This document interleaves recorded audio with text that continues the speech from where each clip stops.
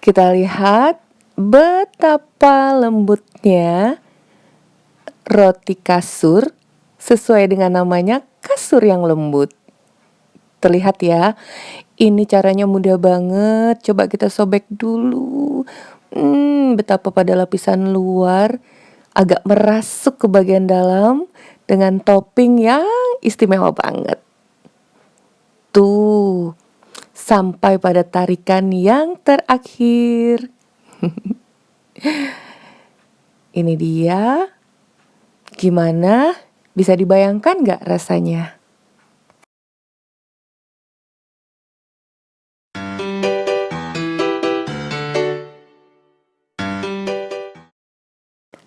Assalamualaikum warahmatullahi wabarakatuh. Ketemu lagi hari ini dengan Mama Eji dengan satu resep spesial yang istimewa banget. Nah, ini masih gak lupakan ya dengan roti Korea yang lagi viral. Sekarang kita modifikasi dengan roti kasur yang empuk, tapi rasanya 11, 12, 13, 14 dengan roti Korea itu. Tapi bedanya di sini kita tidak menggunakan cream cheese, tapi rasanya tetap nomor satu. Untuk resep dan cara pembuatannya ada di dalam video, juga pada deskripsi. Letaknya di sebelah kanan judul, ada tanda panah ke bawah, diklik aja. Oke ya, kita langsung aja dengan cara pembuatannya. Saksikan sampai selesai.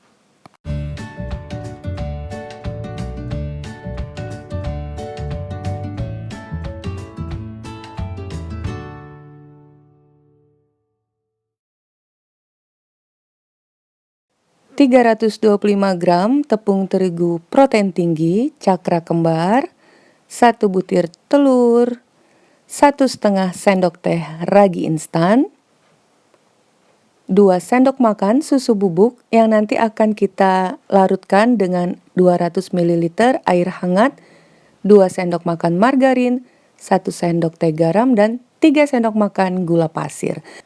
Dan ini kita gunakan setengah sendok teh bread improver. Untuk merek Bakerin Plus ini rekomen ya. Nah, sekarang kita mulai aja. Di sini karena ragi Mama Eji udah terbuka, jadi mau dites dulu raginya aktif atau enggak. Tapi bila kalian yakin raginya belum dibuka, itu bisa langsung kalian campurkan ke bahan yang kering. Sekarang kita masukkan gula ke dalam susu bubuk.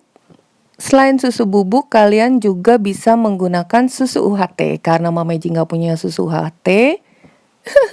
UHT, jadi dapat digunakan susu bubuk merek apa aja. Nah, ini kita campur dulu.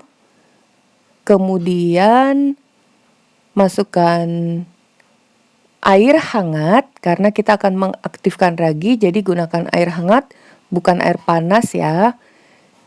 Kembali kita aduk sampai rata, sampai semuanya tercampur. Lalu kita masukkan 1,5 sendok teh ragi instan.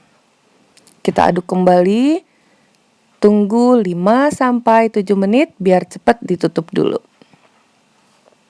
Nah, untuk selanjutnya, setelah ternyata raginya aktif, tuh udah ada busanya, seperti itu terlihat. Aduk dulu raginya sampai tercampur kembali.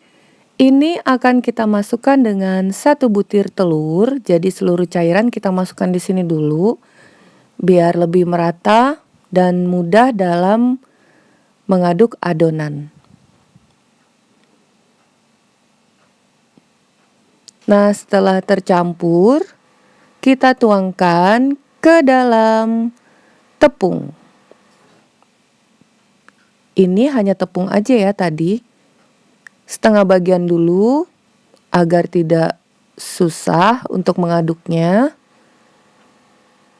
Kemudian masukkan kembali semua sisanya. Kalian jangan khawatir karena kelembapan tepung itu berbeda dengan takaran yang sudah ada pada resep.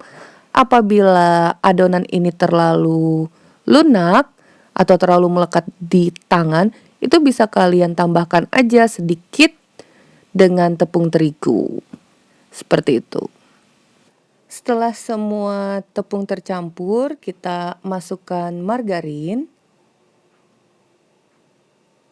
Lalu kita campur kembali dengan gerakan meremas seperti meremas santan, itu agar margarinnya lebih cepat tercampur dengan tepung.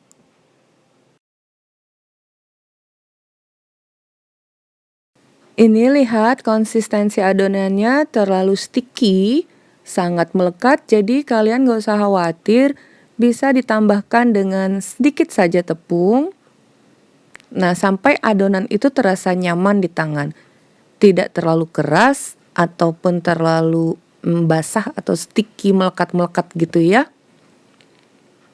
Kembali kita campur dulu sampai tidak ada lagi tepung yang masih kering. Sedikit informasi untuk adonan yang tidak diuleni ataupun tidak menggunakan mixer, kita harus mendiamkannya 1-2 jam. Nah, minimal itu sebenarnya 2 jam ya. Untuk mempercepat proses proofing ini, maka Mama Eji menggunakan metode ini. Kalian bisa lihat di resep roti Korea gimana caranya agar proofing kita bisa lebih cepat waktunya. Kita tutup dulu. Ternyata dengan cara ini 30 menit roti itu udah mengembang. Nah, ditambah lagi dengan suhu saat kalian membuat adonan ini. Semakin panas bisa semakin cepat. Kalau di sini suhunya saat ini sedang-sedang aja, nggak terlalu panas tuh. Sudah mengembang banget, jadi waktunya lebih singkat dan adonannya udah elastis banget. Terlihat ya, juga banyak gelembung-gelembung gas di dalamnya. Artinya glutennya udah terbentuk. Nah, bila kalian tidak menggunakan metode ini, biasanya kurang lebih 1,5 jam sampai 2 jam. Baru bisa mengembang dengan baik. Sekarang kita siapkan meja kerjanya, bersihkan dulu. Kemudian kita dusting, sedikit taburi dengan tepung.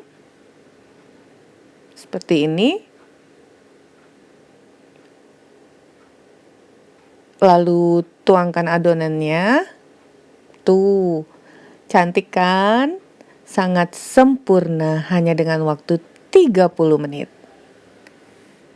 Dusting kembali pada bagian permukaan agar tidak melekat, kemudian tekan-tekan sambil dibuang gasnya. Kemudian gulung seperti kalian menggulung handuk. Ini ciri khas Mama Eji banget ya, kalau baking itu selalu tahapannya seperti ini. Digulung memanjang, gulung lagi seperti handuk, di rolling seperti itu, panjangkan kembali. Kalau kalian perhatikan, pasti cara Mama Eji itu seperti ini. Masing-masing orang berbeda ya.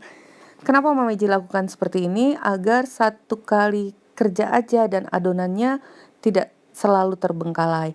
Kalau kita arah panjang gini, selain adonan itu kembali mulus, tinggal dipotong-potong. Nah, ini tadi beratnya Mama Eji tidak timbang, tapi nanti kita akan menggunakan loyang 20x20. Olesi aja tangannya apabila agak terasa melekat, olesi dengan margarin. Nah, jadi kembali lagi kita potong menjadi 9 bagian sama besar dan ini loyangnya ukuran 20x20 yang udah kita alasi, kudu ya diolesi dengan baking paper. Kemudian setiap bagiannya kita bulatkan, kerucutkan pada bagian sentral atau tengahnya seperti itu. Nah, sampai mulus terlihat, kita letakkan langsung di loyang. Nih caranya nih, bagian yang mulus dibiarkan untuk bagian atas. Kemudian kita balik membentuk bola. Kerucutkan semua ke bagian tengah. Seperti ini. Rounding-rounding sebentar sampai terlihat mulus. Coba perhatikan, bagian yang halus di depan kita gulung ke belakang semuanya. Kembali kita kerucutkan. Harus dilakukan sampai selesai, karena ukurannya udah pas dengan loyang.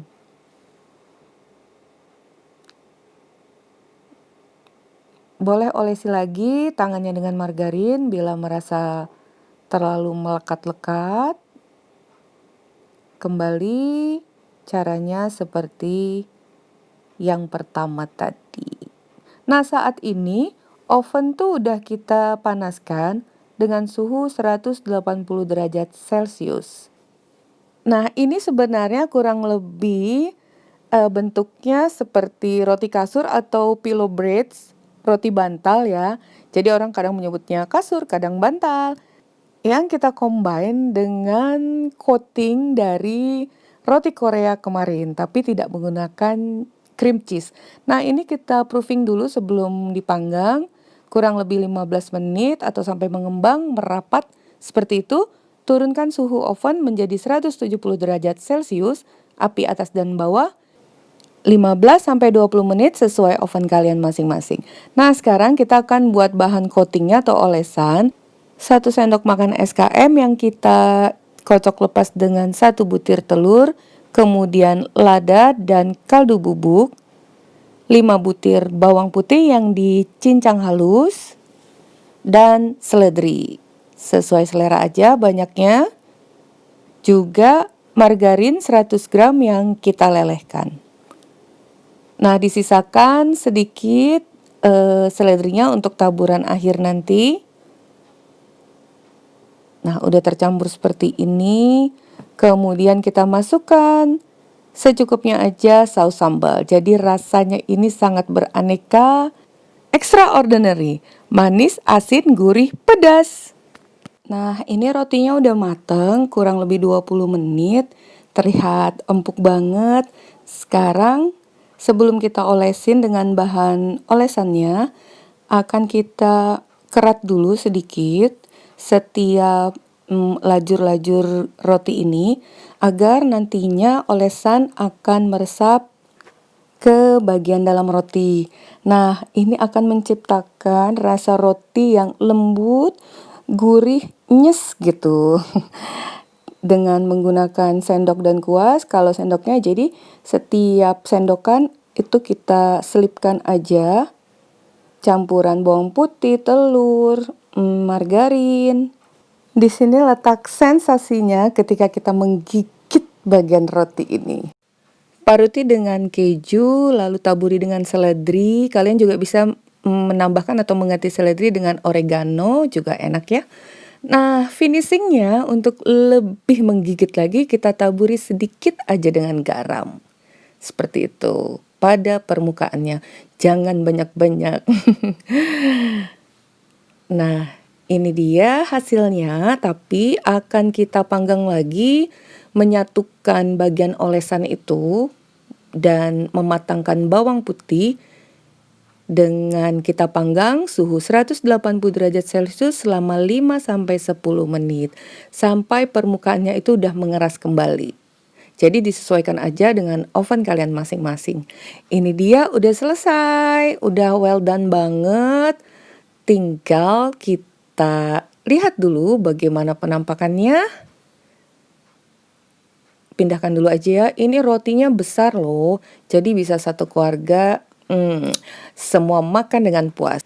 Dan ini termasuk salah satu ide jualan yang menguntungkan banget karena modalnya sangat minim. Kita buka dulu baking papernya pada bagian tepi aja.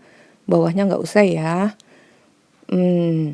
Kita coba buka secara perlahan. Tuh terlihat ya betapa empuk dan lembutnya. Dan ingat, roti ini tahan sampai 3 hari suhu ruang. Roti ini masih tetap lembut dan tidak kering.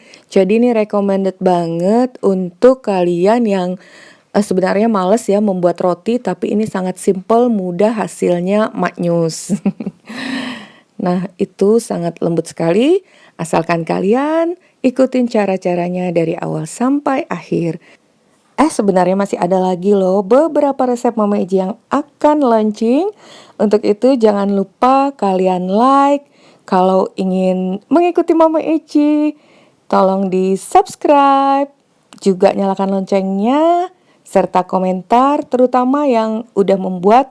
Dan apabila ada kegagalan, bisa kalian tanyakan di kolom komentar.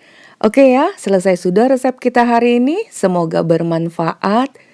Bertemu lagi di resep Mameji berikutnya. Thank you for being with me today. Assalamualaikum warahmatullahi wabarakatuh. Dadah.